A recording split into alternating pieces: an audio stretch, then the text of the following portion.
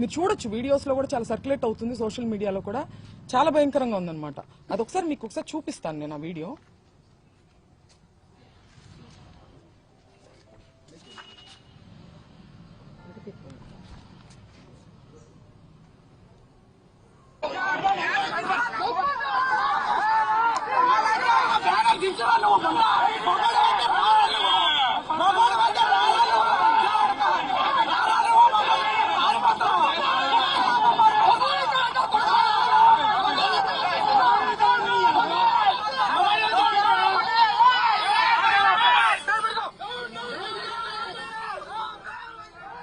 ఈవిడ ఒక మహిళ, ఆవిడ ఉపయోగించిన లాంగ్వేజ్ మీరు చూశారు.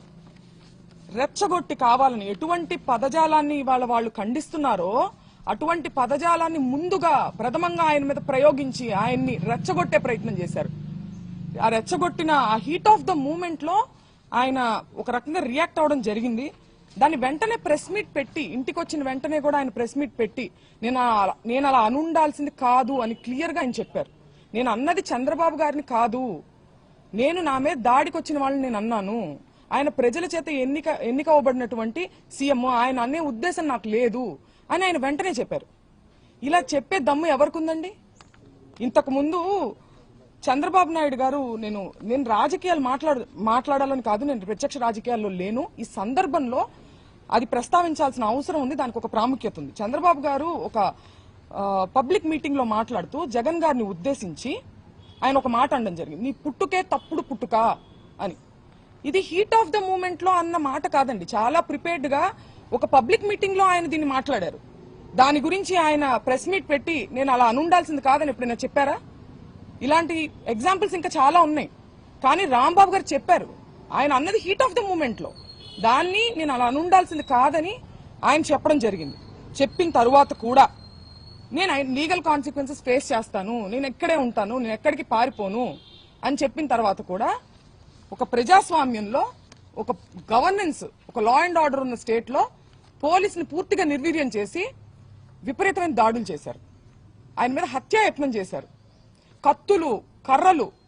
మా నాన్నగారు ప్రెస్ మీట్ ముగించుకుని ఆఫీస్లోకి వెళ్లారు. ఇది అందరూ చూశారు అక్కడ, పోలీసులు, ప్రెస్ అందరికీ తెలుసు. ఇంట్లో లేడీస్ మాత్రమే ఉన్నామని కూడా తెలుసు. లేడీస్ ఉన్న ఇంట్లోకి మగవారిని మూకుమ్మడిగా పంపి, ఈ సందర్భంలో నేను గల్లా మాధవి గారిని అడుగుతున్నాను, ఇది మీకు ఏ నైతిక విలువ ఉందని చెప్పి మీరు క్షమాపణ కోరుతున్నారు అంబటి రాంబాబు గారి దగ్గర నుంచి? నేను అంబటి రాంబాబు గారి వ్యాఖ్యల్ని నేను సమర్థించట్లేదు, ఆయనే సమర్థించుకోలేదు కదా. హీట్ ఆఫ్ ద మూమెంట్ లో నేను అన్నాను, నేను అలా అనుండాల్సింది కాదని ఆయనే చెప్పారు. మీకే నైతిక విలువ ఉందని చెప్పి మీరు, మీ హస్బెండ్, లేడీస్ మేము ఇక్కడ ఉంటే మీరు తాగి ఉన్నటువంటి మగవారిని మా మీదకి రెచ్చగొట్టి పంపిస్తూ ఇంట్లోకి వెళ్ళమని, వాళ్ళు అద్దాలు మీరు చూడొచ్చు, కారు ఎలా పగలగొట్టారు, అద్దాలు, పైన అద్దాలు, పక్కన తలుపులు అన్ని పగలగొట్టుకుని లోపలికి రావాలని చూసారు. లోపల కేవలం ఆడవారు మాత్రమే ఉన్నాం. నేను, మా మదరు, మా సిస్టరు, మా పిల్లల్ని పెట్టుకుని మేము ఉన్నాం. హోమ్ మినిస్టర్ అనిత గారిని కూడా నేను సూటిగా ప్రశ్నిస్తున్నాను, దీన్ని మీరు సమర్థిస్తారా? మీరు ఆడవారి మర్యాద దెబ్బతిందనే ప్రాసెస్ లో మీరు దాడి చేస్తూ మీరు అటాక్ చేసింది ఆడవాళ్ల మీదనే. ఇది ఏ రకంగా సమంజసం? ఇది ఏ రకంగా న్యాయం? నేను ఇదే సందర్భంలో పవన్ కళ్యాణ్ గారిని కూడా అడగాలనుకుంటున్నాను. కాపు సామాజిక వర్గంలో నేను పుట్టినందుకు చాలా గర్వపడుతున్నాను. అయితే ఇవాళ మీ బలం చూసుకొని కాపు కులస్తులందరూ ఆళ్ల పట్లే ఉన్నారు అనే ఒక బలాన్ని చూసుకొని ఇవాళ కాపు మహిళలమైన మమ్మల్ని తిడుతూ, కాపు అనే కుల ప్రస్తావనతో పాటు బూతులను జోడించి, లకారాలు జోడించి మమ్మల్ని తిడుతూ స్త్రీలని మా ఇంటి మీద దాడి చేసి ఇవన్నీ పగలగొట్టారు. దీనికి పవన్ కళ్యాణ్ గారి బలము అడ్వాంటేజ్ గా తీసుకున్నారు వాళ్ళు. కాబట్టి పవన్ కళ్యాణ్ గారు బాధ్యత వహించి దీన్ని ఖండించాలి. తల్లులందరికీ ఉన్నారండి. రాంబాబు గారు తల్లిని మీరు ఎప్పుడైనా చూడొచ్చు, ఆయన ఎప్పుడు ఒక బార్డర్ క్రాస్ చేసి అసభ్య పదజాలంతో ఏది మాట్లాడరు. మాట్లాడినప్పుడు క్షమాపణ చెప్తారు, లేదంటే నేను అలా ఉండాల్సింది కాదని కూడా చెప్పారు. మీ తల్లిని అన్నది ఎవరు? పవన్ కళ్యాణ్ గారు. తల్లులనే సాంప్రదాయం ఎక్కడుందో మీ మనసుకు తెలుసు. పురంధేశ్వరి గారు మాట్లాడుతూ చంద్రబాబు నాయుడు గారు తల్లిని అన్నారని చెప్పి ఆవిడ అన్నారు. నేను చూశాను ఆ వీడియో. నేను ఒక మహిళగా అడుగుతున్నాను, చంద్రబాబు నాయుడు గారు జగన్ గారిని మీ పుట్టుకే తప్పుడు పుట్టుక అని అన్నారు. ఇందులో జగన్ గారి తల్లిని అన్నట్టు కాదా? దీని గురించి ఆవిడ అభిప్రాయాన్ని చెప్పాలి. దీన్ని కూడా ఆవిడ ఖండించాలి కదా.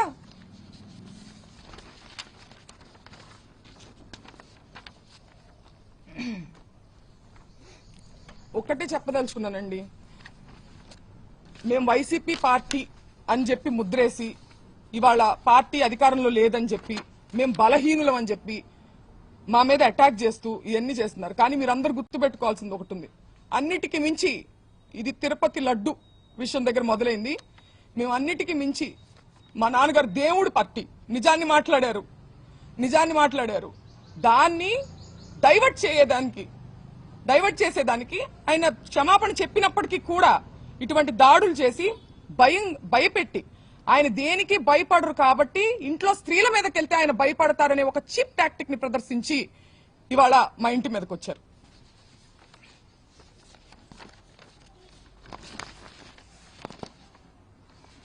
నిజంగా వాళ్ళకి వాళ్ళ తల్లిగారిని అన్నారు అనే కోపం ఉందా, లేకపోతే దాని చాటుగా దాన్ని అడ్డు పెట్టుకొని ఆయన వాగ్దాటితో వాళ్ళు చేసేటువంటి తప్పుల్ని ప్రజల్లోకి తీసుకెళ్తున్నారని ఒక కక్ష సాధింపుగా దాన్ని వంక పెట్టుకుని చేసినట్టుగా అనిపిస్తుందండి.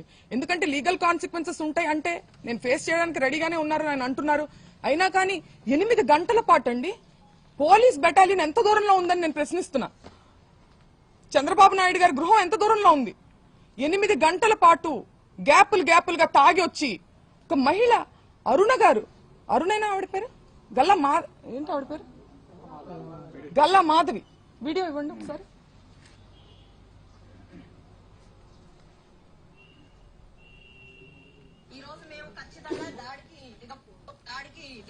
మేమందరం కూడా ఈ రోజు మేము ఖచ్చితంగా దాడికి దిగబడ్డాము. మేమందరం కూడా ఈ రోజు మేము ఖచ్చితంగా దాడికి దిగబడిందంట ఆవిడ దాడికి దిగబడ్డారంట. ఆవిడే చెప్తున్నారు. ఎవరి మీద దాడికి దిగబడ్డారు? మహిళల మీద దాడికి దిగబడ్డారా? మహిళలతో ఇది సమంజసమా? మహిళల కోసం పోరాడుతూ ఆవిడకి నేను ఒక్కటే చెప్తున్నా, మీకు కుటుంబం ఉంది, మీకు పిల్లలున్నారు, మిమ్మల్ని పావుగా ఉపయోగించుకుంటున్నారు. మిమ్మల్ని ఏ ఎమ్మెల్యేలు అయితే మిమ్మల్ని మా ఇంటికి పంపించారో వాళ్లే రావచ్చు కదా. వాళ్ళు రాకుండా మిమ్మల్ని పంపించారంటే మిమ్మల్ని బలి పశువుని చేస్తున్నారు. 40 ఏళ్ల రాజకీయ అనుభవం ఉంది మా నాన్నగారికి. నా చిన్నప్పటి నేను పుట్టిన సంవత్సరానికి ఆయన ఎమ్మెల్యే. నా చిన్నప్పటి నుంచి నేను రాజకీయాలు చూస్తున్నా. ఎన్నో గొడవలు చూసాం, పోలీసులు చూసాం. కానీ ఇంత నీచమైన రాజకీయాన్ని ఎప్పుడు చూడలేదు. నేను గల్లా మాధవ్ గారికి చెప్తున్నా, మీ కుటుంబం లేదా? మీ భర్తతో సహా వచ్చి స్త్రీల మీద దాడి చేశారే, మీ కుటుంబం లేదా? మీకు పిల్లలు లేరా? మిమ్మల్ని ఎందుకు పంపించారు? మిమ్మల్ని బలి పశువుని చేస్తున్నారు. వాళ్లే రావచ్చు కదా, మిమ్మల్ని పంపించిన వాళ్లే జనాన్ని వేసుకుని రావచ్చు కదా. ఆలోచించుకోవాలి. మీ మనస్సాక్షికి వదిలేస్తున్నాం దీన్ని. పీకే గారు, పవన్ కళ్యాణ్ గారు చాలా సందర్భాల్లో మహిళల సేఫ్టీ గురించి మాట్లాడడం జరిగింది. మహిళల యొక్క అభివృద్ధి గురించి, సేఫ్టీ గురించి ఆయన మాట్లాడారు. ఇది ఏం సేఫ్టీ అని నేను అడుగుతున్నా ఇవాళ ఆయన. మీ బలం చూసుకుని కాదా, మన వేలితోనే మన పొడిచే ప్రయత్నం కాదా ఇది? ఒక సెక్టార్ ఆఫ్ మీ కాపులందరూ మీ వైపు ఉన్నారని చెప్పి వాళ్ళకి నచ్చని వాళ్ళని కాపు కులం స్టాంపు వేసి దాడి చేసి మూకుమ్మడిగా, ఇది ఆలోచించుకోవాలి పవన్ కళ్యాణ్ గారు. కుటుంబాన్ని టార్గెట్ చేయడం, కుటుంబంలో మహిళల్ని టార్గెట్ చేస్తే అంబటి రాంబాబు గారు భయపడతారు అనుకోవడం. ఆయన దేనికి భయపడట్లేదు. నేను అరెస్టుకు భయపడను, నేను రెడ్ బుక్ కు భయపడను అని ఎందుకన్నారు? ఆ నిజాయితీ ఆయన దగ్గర ఉంది కాబట్టి, ఆయన కరెక్ట్ గా ఉన్నారు అనే నిజాయితీ, ఒక మోరల్ స్ట్రెంగ్త్ ఆయనకు ఉంది కాబట్టి ఆయన కాన్ఫిడెన్స్ చూపించారు. అంతేగాని ఈ రకంగా ఆయన మహిళల మీదకి వస్తే అయితే మేము మహిళల మీద దాడి చేస్తాం, మీ ఇంట్లో మహిళల మీద, అప్పుడు కూడా నువ్వు భయపడవా అని అనడం ఇది రౌడీజం అవుతుందా? రాజకీయం అవుతుందా? స్టేట్ లో లా అండ్ ఆర్డర్ ఉన్నట్ట అల్లరి మూకల్ని ఎంకరేజ్ చేసి, పోలీస్ వ్యవస్థను పూర్తిగా నిర్వీర్యం చేసి, దగ్గరుండి వాళ్ళని ఎంకరేజ్ చేస్తూ, స్త్రీల మీదకి ఉసిగొల్పుతూ, బయటుండి ఒక మహిళా ఆధ్వర్యంలో ఒక మహిళా హోమ్ మినిస్టర్ ఉన్నటువంటి స్టేట్ లో ఇది జరుగుతుంది. మేము కూడా ఉన్న మాట నిజం, కాకపోతే ముందుగా ఉండి మాట్లాడుతున్నారు, మాకు సరిగ్గా వినిపించలేదు. బట్ మాకు ఎమోషన్ అయితే అర్థమైంది. ఆయన చాలా ఇబ్బంది పడ్డారని, వారిని ఇబ్బంది పెట్టారని చెప్పి అర్థమవుతుంది. అంటే ఏంటంటే ఇప్పుడు మనం ఎంత మేధస్సు, ఎంత చదువు, ఎంత డబ్బు, ఎంత పలుకుబడి సంపాదించినా సరే ఇంకా మేము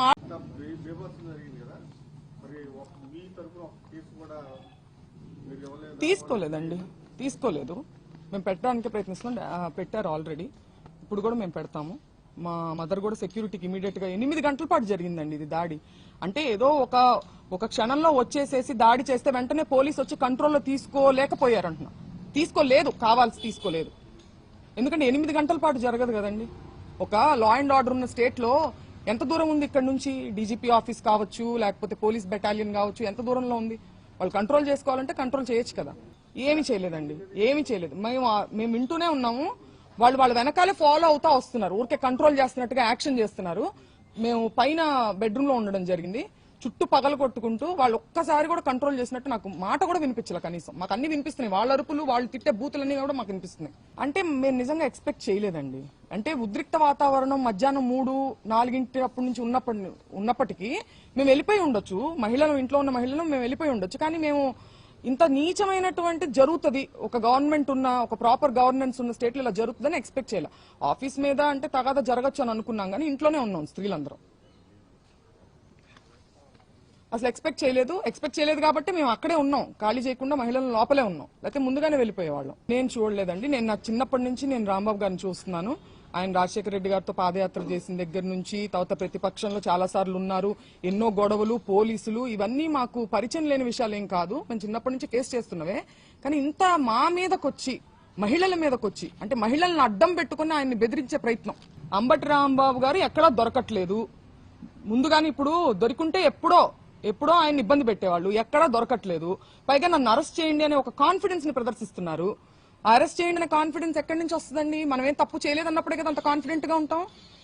అది ఇప్పుడు ఏంటంటే నేను అలా ఉండాల్సింది కాదని చెప్పినప్పటికీ ఇంతకు మించి ఆయన ఎక్కడా పట్టుకోలేము. దీన్ని పట్టుకొని మనం అడ్వాంటేజ్ తీసుకొని మనం కక్ష సాధింపు చేయాలి. తల్లిగారిని అన్నారనే బాధ ఉన్నవాళ్ళు, వాళ్ళ పార్టీలో ఉన్న వాళ్ళు కూడా అలాంటి బూతులు తిట్టకూడదు కదా వేరే పార్టీ వాళ్ళని. సో అదేంటంటే అది ఒక సాకుగా ఉపయోగించుకుంటున్నారు వాళ్ళు, అంతే.